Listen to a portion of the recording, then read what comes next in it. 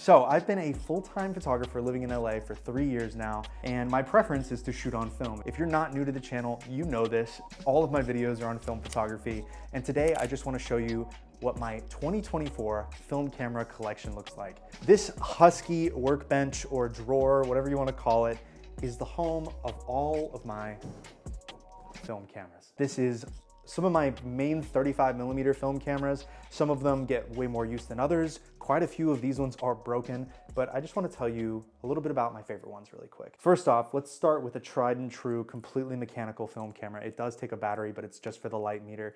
This is the Nikon F2. This thing is fully manual, it's incredibly sharp, and it's got shutter speeds that go all the way up to 2,000th of a second. I haven't really used this for any professional work, but when I was back in North Carolina, I had a stint where I was using it all the time, making some really beautiful photos, and I think that this really helped me fall in love with 35mm film and using a camera like this over a medium format camera. When you find a good 35mm camera that you can nail focus with, that has super sharp glass like this or a Leica, whatever, and you get a really good sharp scan of it, you realize how incredibly capable 35mm film can be as a camera that you would use for a job or something. This is such a fun camera to use. Now, on the topic of 35mm cameras you would use for a job, this is the main camera I use for all of my professional work when it comes to 35mm film. This is the Canon EOS 1N. It is an EF mount 35mm film camera. You can either throw it in aperture priority mode, manual, whatever. You can sync it up with strobes. You can use a flash on it. It's incredibly durable because it's pretty much the last camera before the 5D series of digital cameras that Canon made. It's weatherproof. This thing is just an amazing camera. I've been on so many different sets using this for on-set photography or behind the scenes on music videos like Khalid's Skyline. I also use this camera to shoot the single cover for Skyline by Khalid, on set with Grace and Chance for My Dying Spirit. This with the 24-70 EF just becomes such a versatile camera. I love using that word. It's not cool looking, it's not sexy, but it does everything that something as sexy as a Contax can do, but it's not gonna die on you, it's not going anywhere. What a beautiful camera. Now, next up, this here is a Leica. Guys, you thought I wouldn't have heat like this. This is actually my grandfather's Leica. He never used it, and it's not a typical Leica. This is not an M3, an M6. It is a Leica M1. It was partially designed to be hooked up to a microscope. So it has some kind of weird quirks, right? It does not have a rangefinder at all. You have to take photos by guessing the distance with zone focusing. This lens has a pretty good zone focusing system built into it that makes it pretty easy to understand how to zone focus. I'm not really all the best at zone focusing. I have a whole video on this camera on the channel and I'll link to it up here. I've never done one of these little tags in a video, but it'll be up here, I think. Such a beautiful camera that definitely needs a new leatherette pretty soon here. This thing is falling apart. Let's talk about the elephant in the room. I said 35mm, but what is this here? This is the Bauer C1M Super. It is my favorite Super 8 camera because it is just so incredibly simple. It's got a trigger that fires the shutter, and then it's got two other things. Tele and wide, which is literally just like zooming in or out, and an 18 frames per second switch to 24. So you can shoot at either one of those frame rates. And that's it. You can manually focus. I usually leave it at infinity and it just kind of figures the focus out. You can manually zoom with this dial here if you'd like. But other than that, there's nothing else on this camera. So it's just such an incredibly simple Super 8 camera. And all of the footage that I've gotten back has just been really, really nice. The concept of shooting motion can be super intimidating. So using a camera like this for your first Super 8 can be a really good entry point. Let's talk about the busted cameras in here. This right here is the Minolta TC1. It got water damaged and no longer works. What an amazing camera when it works. This is also like an $800 or $900 point and shoot, so be wary of that if you decide to pick one up. This is the Konica Big Mini. These cameras have a shutter button that kind of has like a spongy feel to it, and eventually they just give up and stop working. Did you just hear that crack? Dude, the whole front plate just came off. Oh wow, look at that. This Olympus here, the shutter never really opened once, like it just never worked, so that's a bummer. And lastly, one of my favorite little fun, quirky film cameras is the Nishika N8000. If you've never seen one of these, where have you been for the last couple decades? This right here is a 35mm 3D camera. So pretty much how that works. When you take a photo on this camera, it takes one photo from 4 different perspectives. Once you scan those and overlay them on top of each other, you get these beautiful moving images. These cameras take such a unique style of photo that every time I shoot with it, I wonder why I haven't picked it up in a year. Gosh, these are such special photos. This camera is super funny though. Like, for instance, this little LCD screen is just fake. It's a sticker. Everything on the camera is the cheapest plastic ever made. The advanced lever is usually the first thing to go and break. And then it's got like a metal bar in here to give it a little bit of extra weight to make it feel like it has some sort of durable build quality, but it does not. This camera's awesome. Film labs do not want to scan this film when they get it because they've got to do the whole thing manually. Sick camera. That's pretty much all for 35mm. This is an Olympus stylus here. You guys know about that probably. This is a light meter that I've yet to use. It just looks kind of cool. Let's move on to my main work cameras, the medium format cameras. Ooh.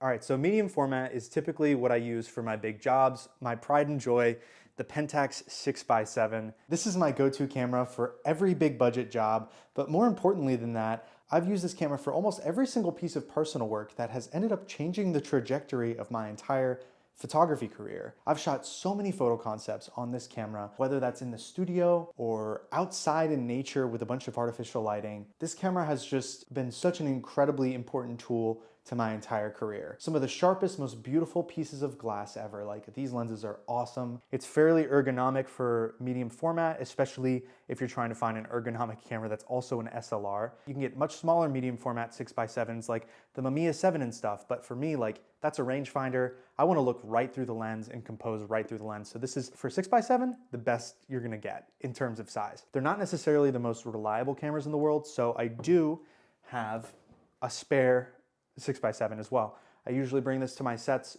in case this one has some sort of issue. You gotta have two of your main camera in case you have some problem on set. Next, we have what looks like two Mamiya RB67s down here. This guy here is actually Willem's, who's behind the camera, of course, Mamiya RB67 Professional S. And then when I was back in North Carolina for Dreamville Fest, it broke. I'll show you how it broke. It's unfortunate. Whenever you go to take a photo with this, I'm gonna press down on the shutter. The curtain no longer moves, unfortunately. It's really sad because this camera, I shot so many awesome photos in the studio on, but you know, these cameras are from, I wanna say the 60s, so they're definitely getting pretty old. Who knows how many people have used this camera before me. Now, this is the camera I just ordered from Japan. This is the Mamiya RB67 Professional SD. This is the last version they made. This camera was produced in the 90s. This film back, as you can tell, is pretty different than the other film back. It's much closer to an RZ67 film back, and this film back is known to like light leak a lot less. This is probably the cleanest RB I've ever seen. And like the back rotates like nothing. Like, I'm really excited about this camera. If you don't know anything about these cameras, they're also 6x7s. What makes them so special, in my opinion, is they have a bellows system, right? And this lets you focus incredibly close to your subject. I mean, you can take a photo of someone's eye or just like get right up in their face, or you could shoot product photography of like a wedding ring or something and just get so close. And that's something that it has over the Pentax 6.7. I think the Pentax, the closest is typically like 3 feet. You can get like within 3 feet of someone.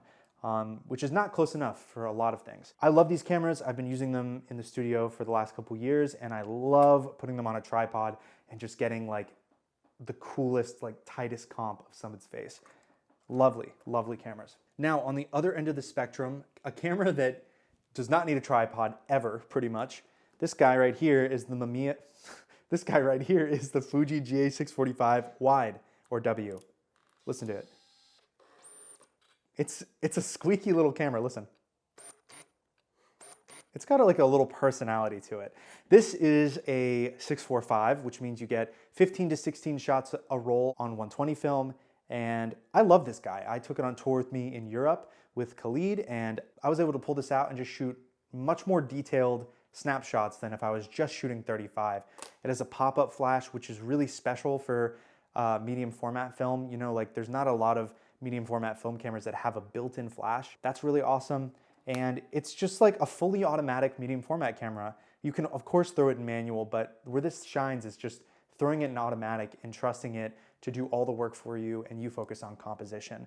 It's also unique in that it's vertical when you look through the viewfinder instead of, typical landscape when you just hold the camera up traditionally. So it's kind of a unique little quirk, but of course the film is going through it directionally like this, so of course the frame is going to be vertical. Now, the last camera I'm going to show you inside of this Husky is this guy here. I haven't made a video about it yet because it needs a little bit of work, but I did my research because I really wanted to shoot medium format portraits that had a tilt shift to them. If you're not familiar with tilt shift, when you take a normal photo on a camera, the lens of the camera and the film plane are parallel with each other. So if you tilt the lens, part of your image is going to be out of focus on the negative because the lens isn't parallel with the film anymore. So yeah, this camera is like the perfect 6x6 camera for tilt shift portraits in the studio. Obviously it's very bulky and awkward, which is why putting it on a tripod and shooting beautiful images with some sort of cool tilt shift to them could be such a fun thing to do. Definitely want to make a video on that and experiment with that in the studio as soon as I get this thing fixed. Okay, so those are the cameras that are in the Husky, but there are a couple other cameras kind of floating around the apartment. Like there's a Polaroid Go right here, but I don't really feel like I need to talk about that. I've got 3 SX70s. I've got 2 of them in brown like this, and then a Sonar, which is the first Polaroid camera with autofocus. All 3 of my SX70s are broken, so I'm not really gonna discuss them more than that. This is a camera, however, that I can't really fit in the Husky right now. This is the Mamiya Universal Press, and I used it for a YouTube video last November that you should absolutely check out, where I was shooting FP3000B, which is this beautiful 3000 speed pack film. This camera is not only a 120 film camera, but it can also do peel apart pack film in one of these old pack film backs. It's got these really beautiful lenses. This camera's rangefinder patch is absolutely beyond misaligned, and if you watch the video that I made on it in the studio, I got a couple images where the focus was kind of soft, but really I was lucky to even be getting close to getting in focus. This camera is probably like a couple feet out of focus from what it should be. Such an incredibly awkward medium format camera, just like so strange in terms of design, but I really enjoyed shooting with it, and I'd love to get the rangefinder calibrated and shoot some more peel apart film with this camera, because you can put that peel apart film through like an RB67 back or an RZ67 back, but you don't get to shoot the full frame. You get to shoot the whole frame with this guy, and that's really special in my opinion. Other than that, that's pretty much my entire film camera collection in 2024. I've gotten rid of some stuff, I've gotten some new cameras, and I definitely just have too many cameras, period. There are some Polaroid Big Shots in my kitchen that I will not be showing because I made a video on the Big Shot not even 4 weeks ago that you should go check out if you're interested in learning a little bit more about some really weird peel apart film cameras. Thank you so much for spending a little time with me so I could yap at you about all these cameras, and I'll see you next week for another video. Thanks, Willem, for the help. No worries.